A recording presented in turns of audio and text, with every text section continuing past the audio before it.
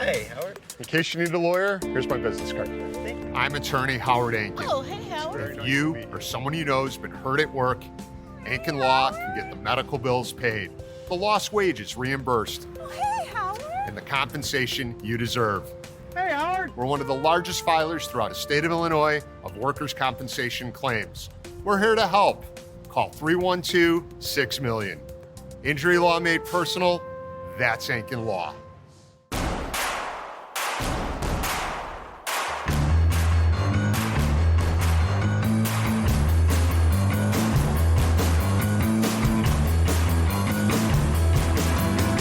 From your favorite source for Chicago White Sox talk, delivering news, interviews, analysis, and more.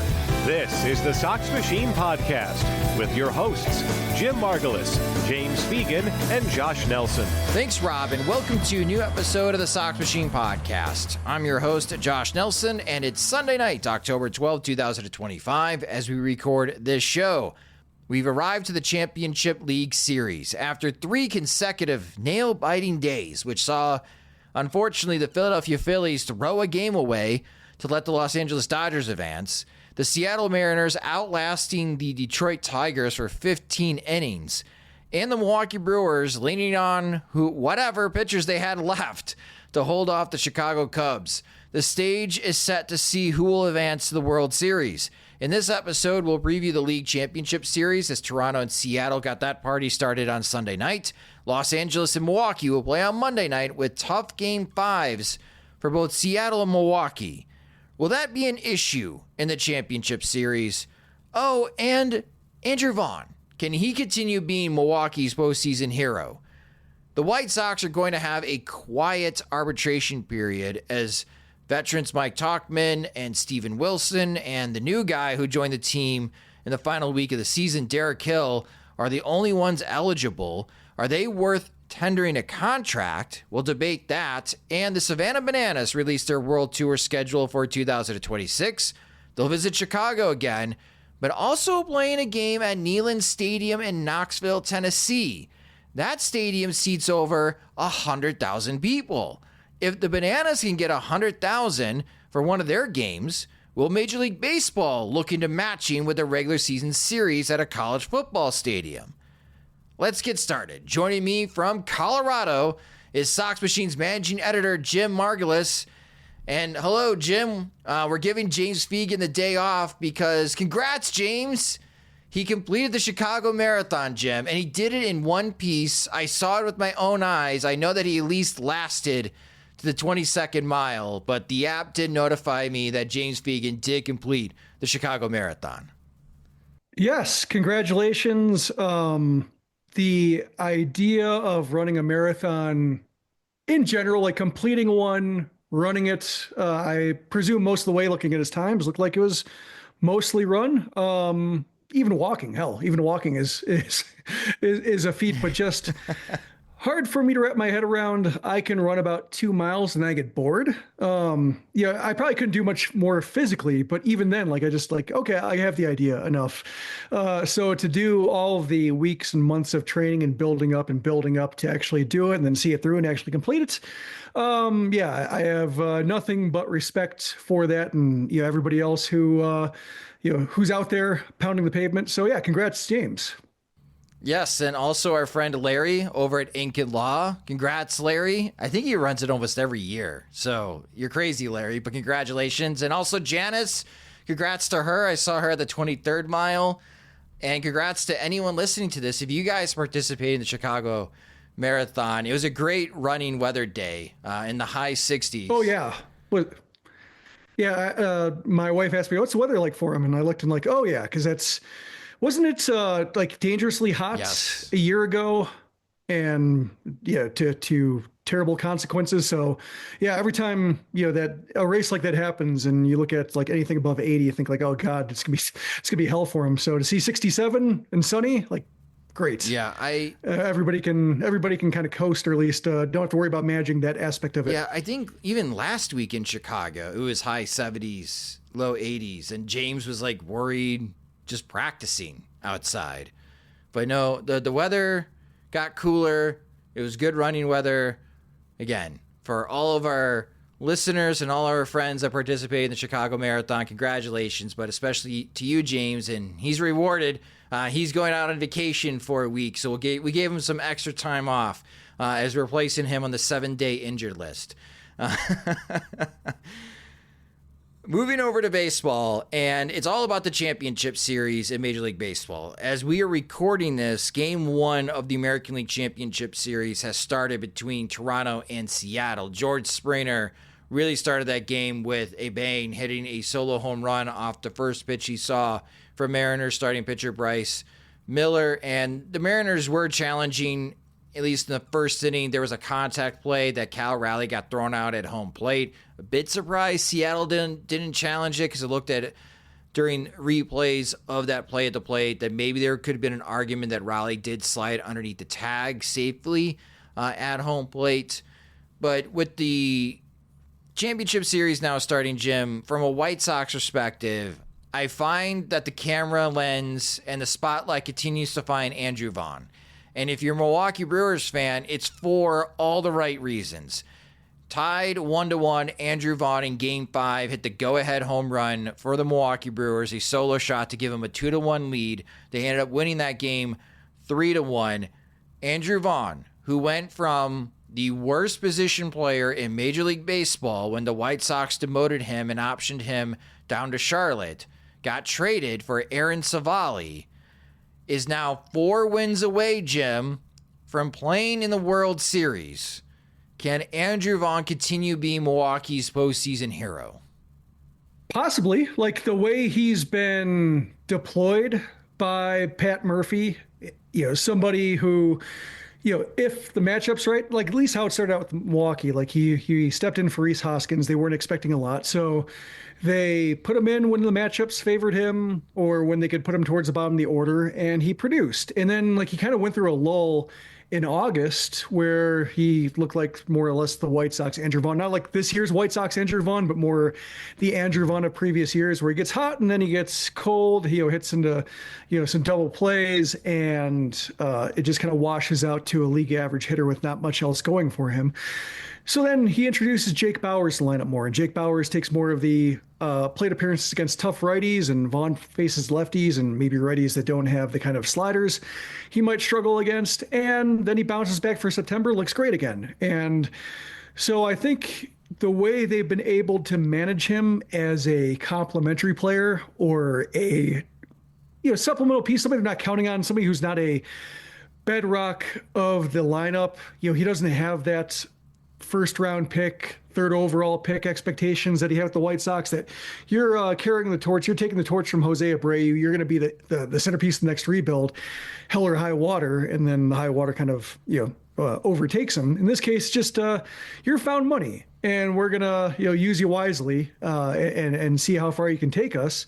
And then if you can't quite get it done, you're not a great bet to get it done, we will shift it to our Yelich's and our Churios and our William Contrerases and so forth to, carry more of that weight. But, I saw on our discussion page or discussion in the comments in the sites, Phil talking about Connor Gillespie when he hit that huge 3-run homer against Familia in the Mets series, the Giants Mets series. And, he was going nuts, and he got this kind of a hero's welcome in the clubhouse where everybody's chanting his name, and he was so he was so reticent with the White Sox, and so hard to excite, comically so, and to see him fired up in that context was just just so enjoyable.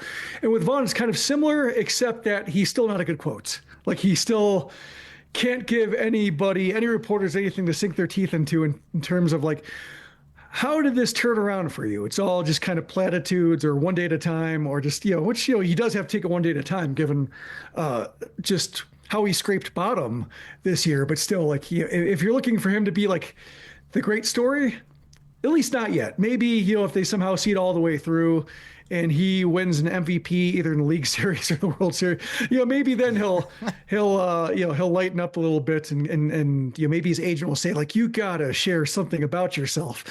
But until then, it's good for him, and he's still just keeping his eyes on the road. Yeah, Vaughn hit 2 home runs in the series against the Chicago Cubs. Film critic, very famous, Richard Roper, big White Sox fan, tweeted out that Andrew Vaughn has done the improbable. He has pissed off both sides of town, White Sox fans and Cubs fans this season. It's surreal. It's like not even the same hitter, honestly. That was with the White Sox, and maybe that does happen. And I know that a lot of people chime in that that's a natural thing that happens. Somebody leaves the White Sox and they instantly get better.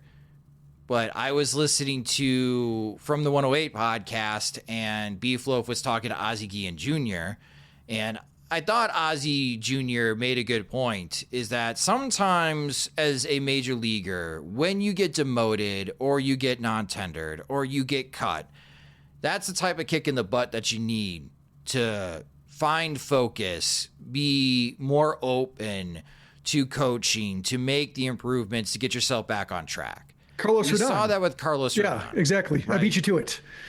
Yeah.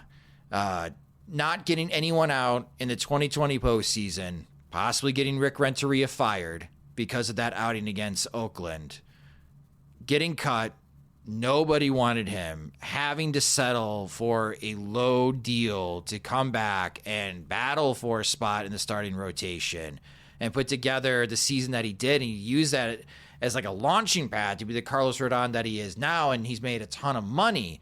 But that's what it required for Carlos Rodon, and maybe this is what Andrew Vaughn needs as well, because, Jim, he's still like year to year. Like Milwaukee has to decide, do we tender Andrew Vaughn a contract or arbitration? Based on what they have seen this year, when they have had him, that's probably an easy decision. Sure, we'll let Rhys Hoskins walk. We're going to get him. We were supposed to pay him like $14-15 million. And for half the price, we could have Andrew Vaughn. So I'm curious to see on how this is going to play out for Andrew Vaughn for the rest of his career. But I do buy into that type of idea and theory that sometimes for some major leaguers, especially high draft picks, when it doesn't work out, the change of scenery sometimes is forced upon them, and they have to force to make the adjustments necessary to get back on track. And that's what Vaughn has done. Yeah, even like it's not so much a case of, it could be a case where somebody's stubborn and just doesn't want to. It could also be a case where a player is considering something or has been suggested something, but doesn't feel right. And it's a case where, maybe Vaughn's like, I don't want to strike out 7 times in 8 plate appearances in a major league game, in a major league series with games that counts. Like it feels too off. I can't do it. And so just going to the minors just provides that low pressure environment to try something, to experiment, and ultimately decide whether it works. Kind of like Colson Montgomery. Colson Montgomery had it one level down, but going from Charlotte to Arizona, where first of all he wasn't playing in games. Then when he did play in games didn't really count, or they didn't matter as much as AAA stats, the AAA context, with the kind of performance and stats you're used to seeing from yourself and others. So, it worked for him, even though it didn't turn out that he made like significant changes. He just found out what, he needed to do better. Could be the same case for Vaughn. And I tried talking to him about Nashville, and he just, mostly spoke about, trying to get it right. He's not going to be forthcoming about analytics. James has talked about like how you have to present something to him. Like you have to present found evidence for him to confirm or deny, and he'll say it, but he won't bring it to you himself. And even when I saw him in Nashville, though, he hadn't done anything. He hadn't been producing at this level in AAA. It was okay. It was better than he had been in Chicago, and kind of the standards of a decent AAA hitter. Somebody like a Zach DeLoach or something like that. Like he's worth plate appearances in AAA. Maybe a bit of a tweener, from the performance he was showing. So he wasn't Andrew Vaughn, capital, all capital letters, until he arrived in the majors and just either, he was playing less pressure because he didn't have the expectations of Chicago on him and didn't have to be that everyday guy. Or maybe it's a case where it was a matter of him making some tweaks and then having games that counted to kind of fire him up even more. Like I said, hopefully he'll have a storybook ending to this postseason where he gets a ring and maybe an honor, and then the Brewers give him a contract, And so he can feel like, okay, I've done what I can with this year, and I can talk about it a little bit more. And I'm not going to be jinxing myself by declaring victory or saying something has been fixed too soon. Because if you win a World Series, or you win any kind of MVP honor, or you have these kind of huge moments, even if it doesn't result in MVP, it's in the past. It's locked in. It's on his record. Can't be changed. You could talk about that at least a little bit. Well, if the Brewers beat the Dodgers and go to the World Series and win the World Series, there's going to be books written about the Milwaukee Brewers in 2025, winning their first World Championship. Andrew Vaughn would be a chapter. He would be a significant chapter for the Milwaukee Brewers. So whichever beat reporter, whatever writer in Wisconsin decides to write the book of the 2025 Milwaukee Brewers, you have a challenge to get Andrew Vaughn to talk about what happened with the White Sox and why it didn't work with the White Sox and why did suddenly everything click in Milwaukee. Because you have tried, James has tried, everyone has tried. And no Kyle Williams just took a shot covering it for the Sun-Times. He took a shot at it, and Milwaukee's local reporters have taken shots at it. Nothing captivating, but it sounds like, reading, even like there was a foul territory appearance that he made, and he had ex-players, peers talking to him, and still, had to try to do multiple follow-ups to try to get him to say more. And it almost sounds like, he talked about how when he got to Milwaukee, found some teams to go fishing with, and that was something that was a bonding experience. So it seems like a reporter has to say, like, let me take you fishing. Let me take you to a great spot on a boat for 8 hours. You have to talk at some point, don't you? And if he doesn't, then you can kind of know that it's not going to happen. Great fishing spots in Wisconsin, so I'm sure somebody can unlock that. But I'm still curious. It feels weird, Jim. It's like an ex relationship where you never got closure. You never know. You don't know why it didn't work out, and you're still curious on why it didn't work out, even though everyone has moved on. But yeah, that's kind of where I'm at right now with Andrew Vaughn. Again, Vaughn just 4 games away from playing the World Series after being demoted by the White Sox. Yeah, I guess I don't hold it against them just because the White Sox, the late stage White Sox under Kenny Williams or Rick Hahn just managed it so poorly. They probably, overall, they probably just didn't give him a chance. Well, for the first game of the American League Championship Series, again, it's still ongoing as we record this. So we're going to speak just in general. As we're recording this, Toronto's still leading Seattle. But something that caught my attention, and this is a continuation of the conversation I had in our previous podcast episode, and how power ages. And it shows like there's a decline like almost immediately when it comes to bat speed and max exit velocity as players get older. When they get older, they got to find a way to pull the ball more in the air. That helps out with power numbers later on, but this is something that's a concentrated effort for even some of the best hitters in Major League Baseball, especially going into this offseason, is bat speed training. Well, what Mike Petriello found was that Toronto has been the last 2 years one of the best contact teams in Major League Baseball. They've been a tough strikeout. They were that way last year, not as successful this year. So what's been the difference? Well, he found that, and there's more nuggets of information that I'll share about the postseason and winning percentages in the last 10 years. But with each passing month for the Toronto Blue Jays since the month of July, they have increased their team bat speed. And right now in the postseason, they are averaging, as a team, a bat speed of 72.6 miles per hour. That's more than a mile per hour than they were at the end of the regular season.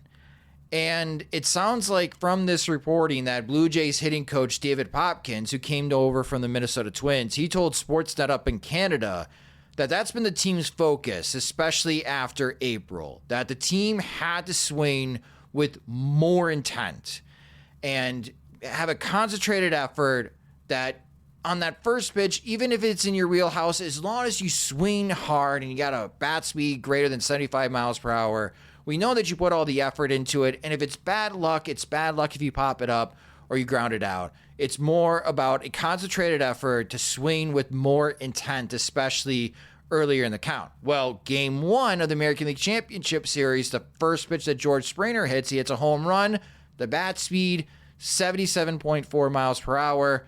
I looked it up for the White Sox. The Chicago White Sox as a team ranked dead last in Major League Baseball in team bat speed. They're the only team to average below 71 miles per hour with the bat speed.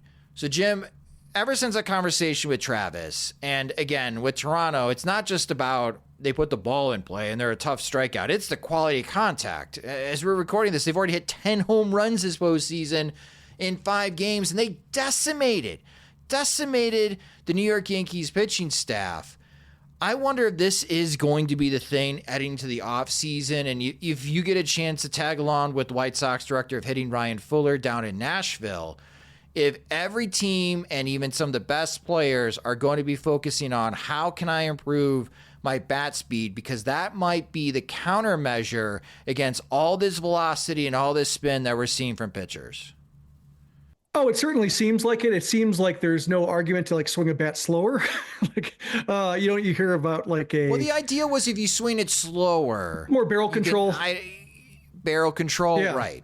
So I could see I think it's a tool to have in your arsenal. I imagine like somebody like, to think about prospects. Sam Antonacci is somebody who has really kind of a flat bat path, not a whole lot of load, or separation between like his hands and his legs in terms of like really loading up for power. He tends to take like a path from like hands back, hands through the zone, and he prefers to be able to shape the barrel a little bit, high, low, inside pull swing, inside outing swing, to get singles here and there. But I'm sure that even he would like to have like a better A swing in his arsenal to be able to capitalize a mistake, because he's going to have to earn every homer he gets with the current swing he has, like unless he overhauls an entire swing. So even to gain like a mile per hour velocity, just to go from you get 5 homers this year to like 9 or 10 with the kind of plate discipline he has, that would make him a lot more valuable. So I think every hitter would like to have that.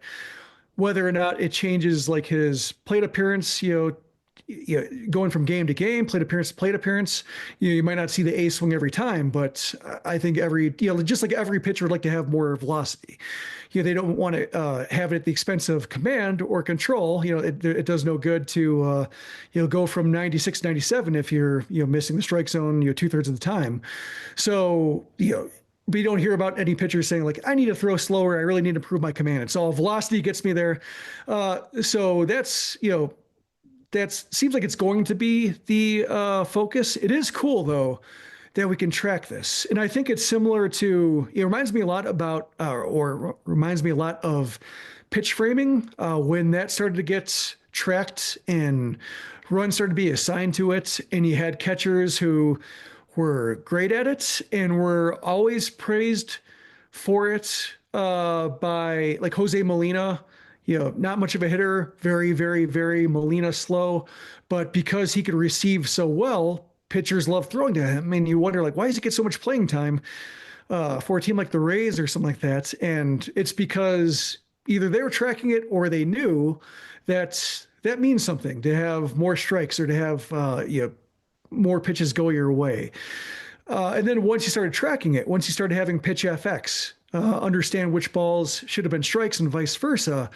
And you see like, the Molinas versus the Ryan Domits of the world. And you just see this huge, I forget how many runs it was at its peak, like something like a 50, 60 run disparity between the best catchers and the worst catchers. It really opened your eyes to what people were saying all along, what scouts were saying all along. And once you could start tracking it, then teams got better at either developing it or finding catchers who were better at it. And then this, even though you have very, very good framers, they're not as valuable just because the floor has been raised so much for playable catchers to where every team is some level of competent at it, by and large, unless you just have an extreme situation. So to see this now, for, at the major league level of StatCast, and then applying that to watching minor league games and, watching the Birmingham Barons who get by on hit by pitches and walks and stolen bases. And then you see like somebody like Braden Montgomery join the team and you see the way his bat goes to the zone. You say, oh, that's bat speed. You can get lulled into just swings that are adequate for the level and, kind of treating homers versus doubles versus deep flyouts as luck or wind or what have you, and say like, oh, too bad, go get it next time, versus like, oh, even like Jackson Churio, seeing him in Nashville up close. And though he's not impressive, his wrists and, forearms and such, those muscles are impressive. But in terms of build, he's on the shorter side. I'm taller than him. He's not somebody who stands out if you see him walking with other players, but then you see him in the batter's box, you just see like the whoosh of the bat going through the zone. You're like, oh, I get it. I get why the sound is different. I get why the ball travels more. I get why balls shoot through the infield, or they make outfielders turn around, or they go over the fence. So it is very cool to see the information, and then see people who have either been working on it with proprietary information that hasn't been shared, telling you more about it because it's publicly available. And you may as well, if everybody can understand this information, they may as well be, or if everybody can access this information, I should say, I may as well help everybody understand it. That's the cool thing about this being publicly available.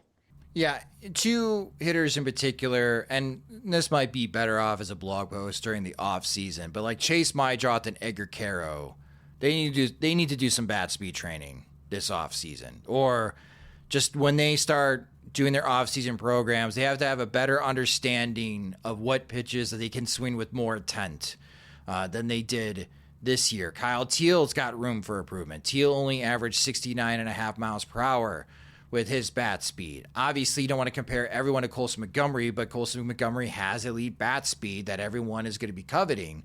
And it seems like the target right now is 72 miles per hour when it comes to bat speed, and there's still a lot of teams as a team below that total.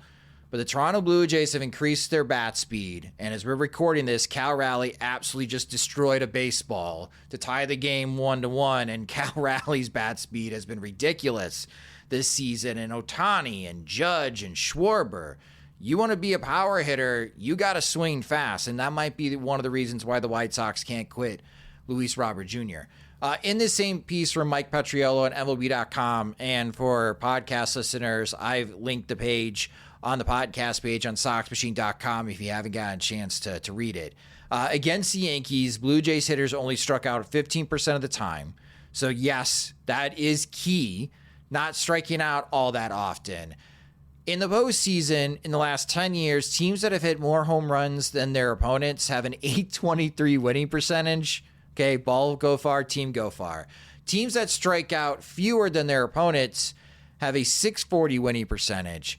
The teams that do both, out-homer their opponent and strike out fewer times, have a .900 winning percentage. That's your secret sauce. Yes, put the ball more in play, but quality contact matters a great deal as well, because Petriello also wrote, Jim, the average fastball velocity from right-handers this postseason, 95.7 miles per hour.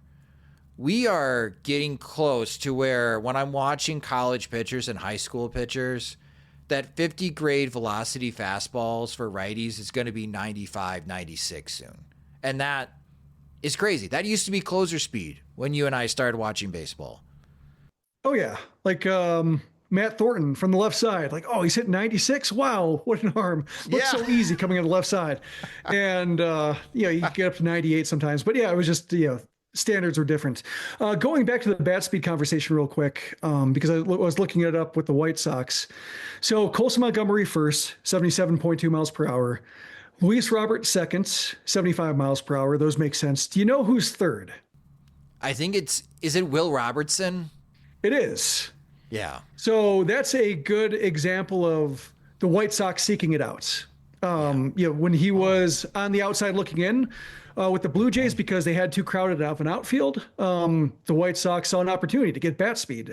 Obviously, it hasn't worked out yet, but that's a case where it shows that they're looking at it. If you're wondering why he got so many plate appearances, with the White Sox over the last 3 months up and down, that's why, because he produced a lot at AAA, and there's a reason for it besides just feasting on bad pitching. There's actual bat speed and exit velocity to matter with it. And like his intense swing, like his fast swing rate, that's also third. Nearly half the time he's getting like an ace swing off. So that's why they got him. That's why he might be getting more chances than you think, even going into next year, because they see something and they don't have much of it. So they may as well try to get it from elsewhere. No, that's a good point, Jim. That's a good point. I didn't even think about that. But yeah, that's a good example of seeking it out. Over in the National League, Dodgers and Brewers. The Dodgers are doing it again.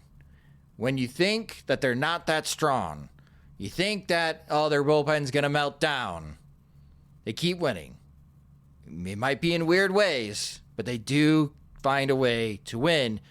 But they're going up against a Milwaukee Brewers team in which the Dodgers this season 0-6 against the Milwaukee Brewers in 2025 during the regular season. So, Jim, do you think that carries over into the postseason, or is this like a fresh slate? Like, you don't care as a fan what the regular season records were if they were that one-sided, that once it's in the postseason, everything goes out the window? I think from the Detroit-Cleveland series, and given the way Cleveland should have demoralized them over the regular season, then Detroit wins and advances and almost advances again. I think that shows the limitations of momentum, or at least the idea that a team can be another team's head, especially one as good as the Dodgers. Yeah, I looked it up just out of curiosity. The Brewers did play the Dodgers twice, basically around the All-Star break on both sides in mid-July. So you catch a team at the wrong time or the right time, depending on which side you're on, when they may not, be at full power, or just might be in a funk, or, working through some things in terms of roles, to where, the Brewers were happy to play them then, but given that the Dodgers finished the season pretty strong, Brewers did as well, but I imagine both teams have to be confident about it. Yeah. Do you think that the tough game fives, and again, we're recording this as it's 1-1 of the sixth inning between Seattle and Toronto, if you want to track along with us, podcast listeners, in case that you're listening to this on Monday, do you think those tough game fives for Seattle and Milwaukee are going to play a factor in their respective championship series, Jim? I think it could if there is a string of one-run games, close games, because you see a pattern of relievers getting worn down by the end of series or by the end of October, just the amount of appearances they're expected to make. With the high leverage relievers, the amount of times they're expected to go 4 or more outs when they rarely did that in the regular season. Makes all the sense in the world in terms of wanting your best guys out there, but there's a toll that seems to that teams seem to have to pay in order to put that much pressure and work on somebody. So I can imagine maybe not in the games won for each teams, but as the series goes along, if they're playing 4-3, 3-2, or games that are winnable in the eighth inning, on and on, I could see it being a case where a manager just runs out of options to where like they feel like they have to keep going back to the best guy, and their best guy just either because of overexposure or because of just wearing down, that it becomes a less useful answer. So I wonder, right now the Mariners and Blue Jays are tied, playing another close one, but probably not the worst thing in the world in a 7-game series. If there's a blowout somewhere, like ideally the Mariners or the Brewers would win like 8-1 and be able to use some low leverage guys and be able to reset the usage clock on some pitchers that way. But, if it's early in the series and they lose big early on and they can use like their long arm for 3 or 4 innings just to get through a game and save everybody who they trust for a different game. In a 7-game series, that's fine. That helps. I think in the 5-game series, you have to try to win every game that's possible. And actually, the Mariners just took a 2-1 lead as I'm watching this. So a little peek behind the curtain here. But yeah, that's, I think, watching the usage patterns, seeing, I think the Brewers, in a pretty good spot because they have some ways to mix and match through the middle innings to where it's not all the same formula, 6, 7, 8, 9.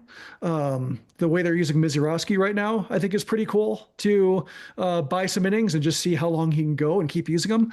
So that's, I think, a weapon that, as long as they're able to recharge him in a timely fashion, like if he can be deployed in a way that saves a game or two for other high leverage relievers that could be pretty valuable against the Dodgers team that, even though they've been, they've gotten to the NLCS, there have been a lot of scary moments and a lot of moments where they wobble and say, here's the Dodgers bullpen again.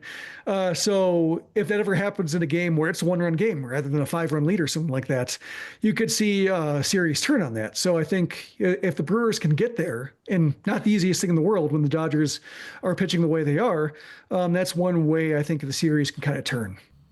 Yeah, Ashby for the Brewers can be quite lethal against left-handed hitters, and the Brewers are going to need him. Ohtani and Freeman, Muncy in key situations. I'm wondering if he's one of those that gets overworked in the series. Yeah, could. Like, all right, here we go. You got a 1-run lead, runners in scoring position. Here comes Ohtani. Well, you got to go to Ashby. Now this is like the second or third time Ashby has faced Ohtani. Is Ohtani picking him up now? Yeah, I could definitely see as the series gets deeper. So maybe not early in the series, but games 3, 4, and 5, it could be pretty critical with just how tough a series both Seattle and Milwaukee are coming off on. But I'm excited for the championship series. We'll keep talking about it and keep covering it on SoxMachine.com. It'd be great if it is Seattle and Milwaukee. We talked about that in our postseason predictions segment a few podcasts ago. I'm kind of expecting Blue Jays and Dodgers because I never get what I want when it comes to Major League Baseball. But fingers crossed. No matter what combination, it should be a pretty exciting World Series this season. Now for the Chicago White Sox, not much on the news front quite yet. We haven't heard any gossip as far as any potential hiring targets for the White Sox coaching staff. We may not for a while. The White Sox may want to interview coaches that are currently on postseason staffs. But the White Sox on the arbitration front and these numbers... The Brewers are still playing. The Brewers are still playing, yes. These numbers come from MLB trade rumors, which always a cap tip to those guys, figuring out arbitration values. They are pretty accurate. If they're not exact, they're within striking distance of the target. So they always do a really good job with this. When you have your offseason plan project, you're only going to have 3 players to decide if you're going to tender a contract to or not. Mike Tauchman, which his arbitration value according to MLB trade rumors is $3.4 million. Reliever Steven Wilson at $1.5 million. And new guy, outfielder Derek Hill at $1 million. Now, I don't want to influence too many people's offseason plan projects, Jim, because I want them to make the case if they do think it's worthwhile to bring these 3 guys back. Spoiler alert, I'm probably not tendering a contract in my offseason plan for those 3, and that might even surprise some when it comes to Mike Tauchman. But Jim, what's your gut feeling now when you see these numbers and you see the players attached to them? Are the White Sox going to tender a contract to any of these guys, or do you think that thank you for your contributions in 2025, but we're going to try to find new faces? I think Tauchman's a no. It doesn't mean that I can't bring him back, but just we saw last year with the Cubs that he was healthier. He had he was better in terms of rate stats this year, but not worlds better than he was with the Cubs. And his tender number or his projection for the Cubs was 2.9 million, and the Cubs non-tendered him. And then the White Sox brought him in at 1.9 million. So the fact that he's a year older, he played really banged up last year, had knee surgery, and now the figure is 3.4 million, seems kind of similar to where they might bring him back, try like 2.5 or 2 million or something like that. Okay. That's kind of my gut instinct. The way that Chris Getz has not talked about him as somebody they're bringing back or somebody they're tendering.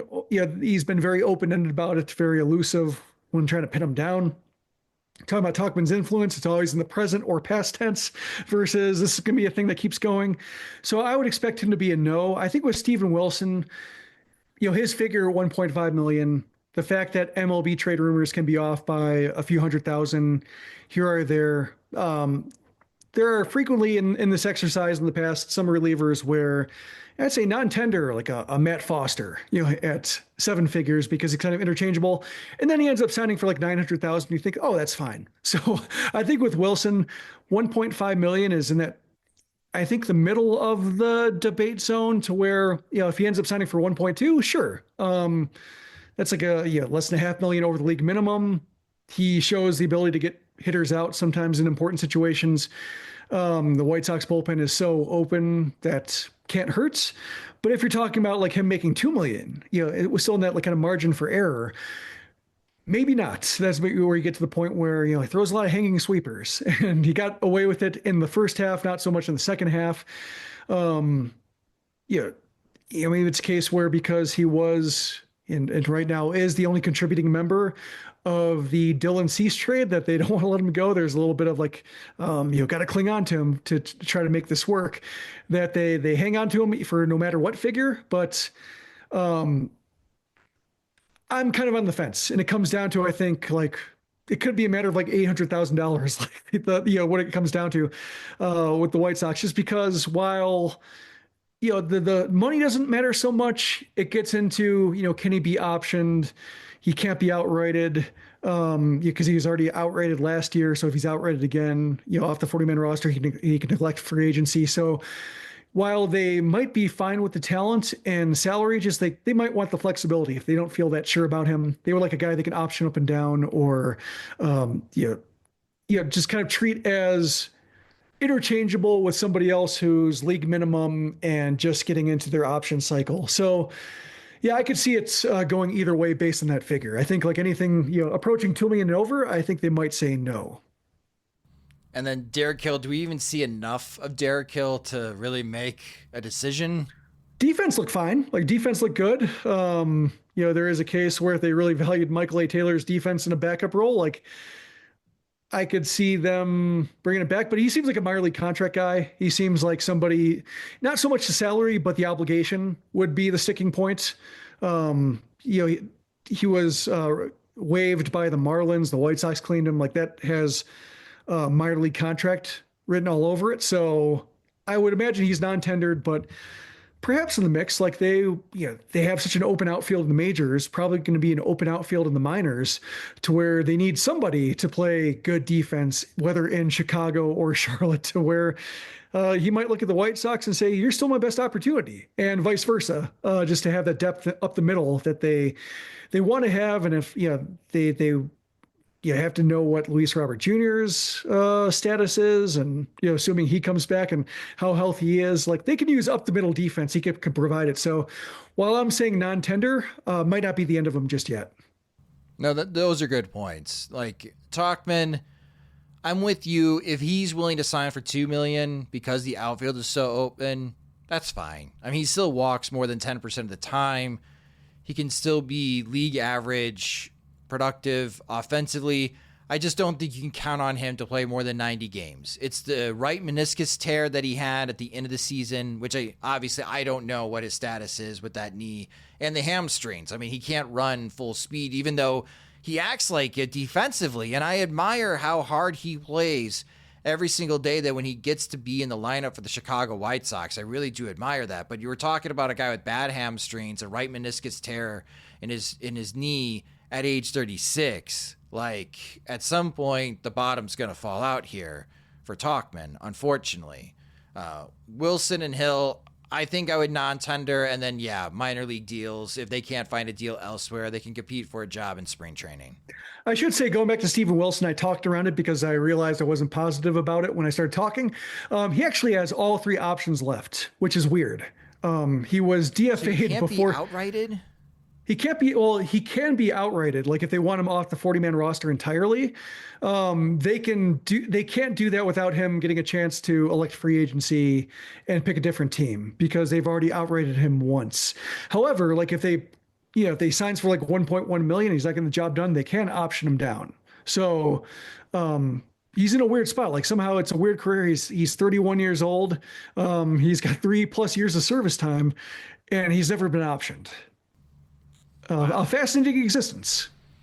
Yeah. Well, I can't wait to see your guys' offseason plans, because I don't know how much space that you're going to use as far as both mentally thinking about it and then typing it out when you're writing up your offseason plans when it comes to the arbitration cases for the White Sox. It's not a long list. Now, I would if you're looking for targets to the White Sox, look at other teams in their arbitration. The Rays have like more than a dozen guys hitting arbitration. Like they seem to be a target because for some of their players, once they hit like a couple years at arbitration, they love to just trade those guys away. So maybe the White Sox can make some more deals with Tampa Bay. Chris Getz likes dealing with the Rays as well, as much as the Milwaukee Brewers, it seems like. So definitely look at other teams' arbitration, because if guys were hurt or they didn't have a strong 2025, those could be targets for the White Sox as well, as we still don't know where the White Sox are financially as far as what kind of player payroll that they're going to be able to have in 2026. We all still might be shopping in the target clearance aisle. Probably. And then finally, the Savannah Bananas. They announced their World Tour schedule is before the weekend, and they are coming back to Chicago. They will be playing at Wrigley Field this time around in 2026. The ticket lottery is now open all the way up to Halloween. So if you read my post about the Savannah Bananas experience, if you missed out when they played at Wrigley Field this past summer, you can sign up for the lottery at the Savannah Bananas website. And if you are lucky, you can win tickets depending on the location that you selected. I actually selected the Superdome. It would be kind of fun and weird to see the Bananas play a baseball game in New Orleans in the Superdome. If I win the lottery, great. Then I have an excuse to go down to New Orleans, which I do love visiting that city. It's not the Bananas, though. You have the Party Animals and the Tailgaters, the two of the teams of the Savannah Bananas. They're going to be playing a series in June 2026 at the Nashville Sound Stadium. Is that of interest to you, Jim? Would you take Mini Margulis to go see the Party Animals and Tailgaters? Probably not him. Probably not Mini Margulis, just because he lasts about 5 innings a normal game and he likes room to run around. He pays partial attention, but likes going on the amusement park at the and going on the big slide at the stadium. So probably not paying those prices by myself or like with friends. I'm curious what the market will be like. They sold out at Neyland Stadium when the Bananas proper played there, and I had no interest in competing for those tickets. But if it's a case where they're reasonable and nothing better to do, check out the vision of what this league is trying to do. Like, it's probably educational for me to do so. So I'm open to it. But yeah, the case where if it's anything like what the tickets were like for Neyland Stadium, pass. Just don't want to compete for that. Don't want to. It seems like the people who are gunning for those tickets want it more than I do. So I will step out of the way and let them have it. Yeah. Okay. The Wrigley Field Savannah Bananas games. If you don't win the draft lottery for those and you go to the third-party sites, expensive. It'll be very, very expensive. But I bring this topic up because there's one site that did draw my attention. The Savannah Bananas are going to play a series at the University of Tennessee football stadium, Neyland Stadium. And the Volunteers football stadium seats almost 102,000 people, Jim. So we're going to be talking about more than 100,000 people watching a Savannah Bananas game. I have to imagine with all the places that Major League Baseball have been playing games the last few years, that this will catch Rob Manfred's attention. If the Bananas can sell more than 100,000 people for a single baseball game or a couple of baseball games, why don't we as Major League Baseball attempt to do the same thing? Is this the next neutral site, neutral location idea for Major League Baseball? If the Bananas pull it off at a college football stadium, could we see a Major League Baseball series played at a college football stadium to exceed crowds of over 100,000?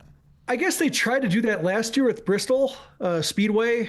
I think that was like 90,000 or so, and it didn't look like a great time. I mean, part of it was the weather, but because the weather pushed it back and they had to, carry it into a second day and attendance wasn't that great. I don't know if the reward is there. I think, to me, having seen the White Sox and Yankees in Dyersville Like that was cool, seeing the Giants and Cardinals at Rickwood and seeing those stands full and seeing it tap into like the pastoral history of baseball, tap into the Negro Leagues history of baseball. I think that's really, to me, more of an appealing TV event, or like a just the jewel event in the regular season, having those small, intimate settings. Because I suppose, like, yeah, I was thinking about it, trying to think of a player who would be so closely associated with, like, who's a good, the first one that came to mind was like Alex Bregman, LSU, like having him, like a game where, he brings in the local fans and they go nuts.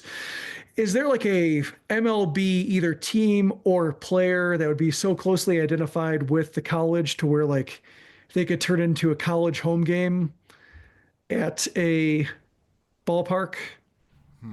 Well, if you did, okay, let's say Tennessee, you could have Todd Helton come back. If you have the Rockies play, if you have the Colorado Rockies play a game at Rocky Top, the marketing is just right there for Major League Baseball. But yeah, if you have Todd Helton and like, Garrett Crochet starting for the Red Sox. There you go. Yeah. We just figured it out. Red Sox, Rockies, Neyland Stadium, Garrett Crochet pitching.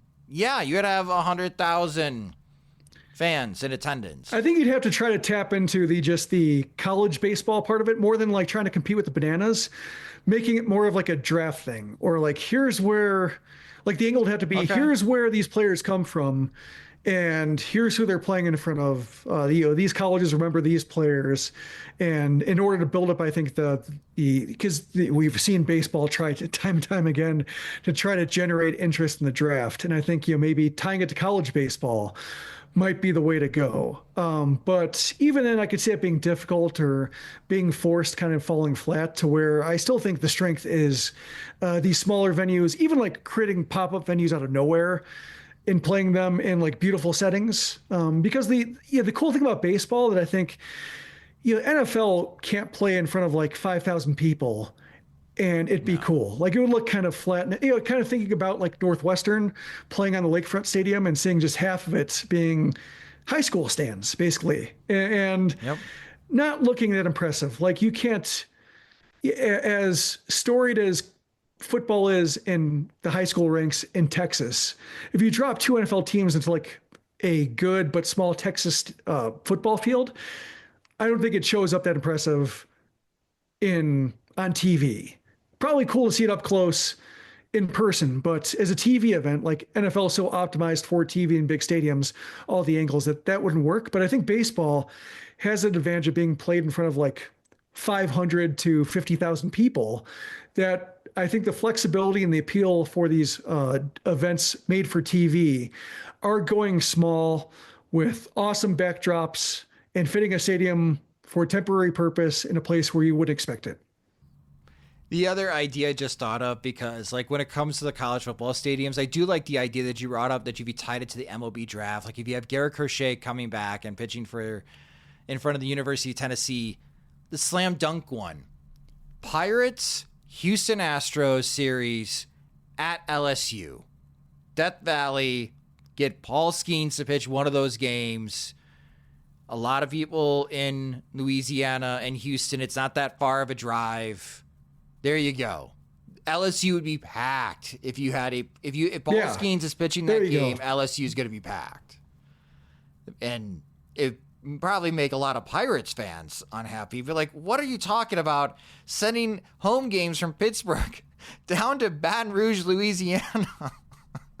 But I think you need to generate like that in order to create the atmosphere. You need to create like a college football atmosphere in the stands, which I don't think the Bananas can do. I think the Bananas set the agenda with their stunts, and the dancing, and they make the fans respond to them with like programming versus sports fans responding to sports.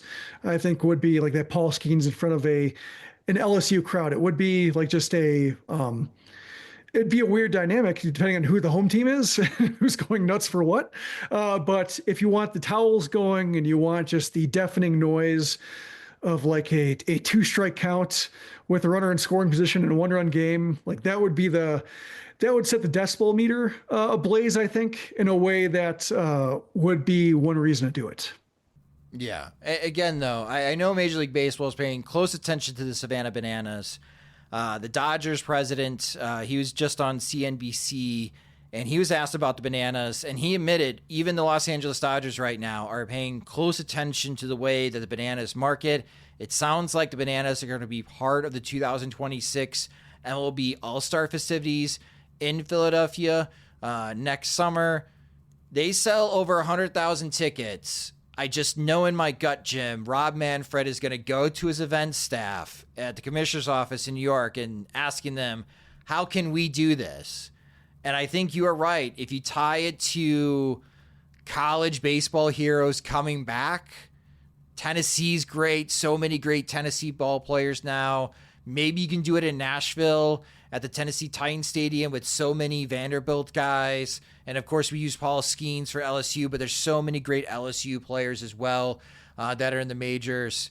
There you go. I like that idea. But again, MLB is going to see 100,000 fans for a Bananas game and ask, why can't we do that? So it's coming. I just don't know in what shape or form yet, Jim, but it's coming. Yeah, I just hope they don't chase attendance for attendance. They will. It just looked so sad at Bristol last year. It wasn't their fault, but still, it just didn't work out. And when it doesn't work out, it does look underwhelming. And like all this marketing and all this hype and all these cameras for this, a little flat. Has there ever been an MLB game played in Louisiana? Did the White Sox play there in their World Tour back in the 1910s? Yeah, I think there have been games played in New Orleans, just, teams, especially when spring training was kind of scattered and not in formal Grapefruit and Cactus League play. There would be teams doing spring training in Texas, and they would barnstorm their way back to their home parks and play teams along the way and play exhibitions along the way. So I imagine there have been major league teams playing in New Orleans at various points, whether it's exhibitions during the season, exhibitions before the season, after the season. So, yeah. But we don't know. I don't know off the top of my head if a regular season game has been played in Louisiana. Again, let us know what you guys think. Just in my gut, I know MLB is going to be probably trying to answer how they can have 100,000 people at a baseball game in the future. If the Bananas can do it, damn it, why can't we? Type of mentality. But that will do it for this episode of the Sox Machine Podcast. Thank you guys so much for listening. Our future episodes are going to be our recaps of the 2025 season and break it down by position.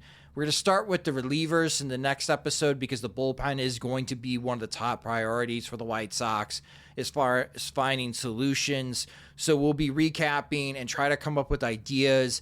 These podcasts are to help you get started to think different angles with your off-season plan projects as we get closer to the GM meetings in November. So you have that to look forward to. And if you just discovered the Sox Machine Podcast, you can subscribe to the show wherever you listen to podcasts such as Spotify and Apple Music. You can also listen and watch our shows on our YouTube channel at youtube.com/Sox Machine. Follow us on social media. We're on all the platforms at Sox Machine. You can follow James at JR Fegan. You can follow me at SoxMachine_Josh. If you have Instagram, we're trying to build up our audience over at Instagram. Follow us over there. We are at Sox Machine. If you enjoy our work and want full access to all of our coverage of the Chicago White Sox and Major League Baseball, sign up to become a Sox Machine subscriber at SoxMachine.com. Monthly plans start at $5, and that gets you the ad-free version of both the podcast and the website. We also have additional tiers of support that give you additional benefits. We still have some spots open at our Veterans Committee, so if you want to be part of our monthly Zoom calls, if you want to learn more about as far as our strategy of going into 2026, you want to be part of the group chat, to have direct access to Jim and James, you can bug both of them with all of your questions regarding the White Sox and Major League Baseball. Again, we do have some spots open in our VC. You can inquire within at SoxMachine.com.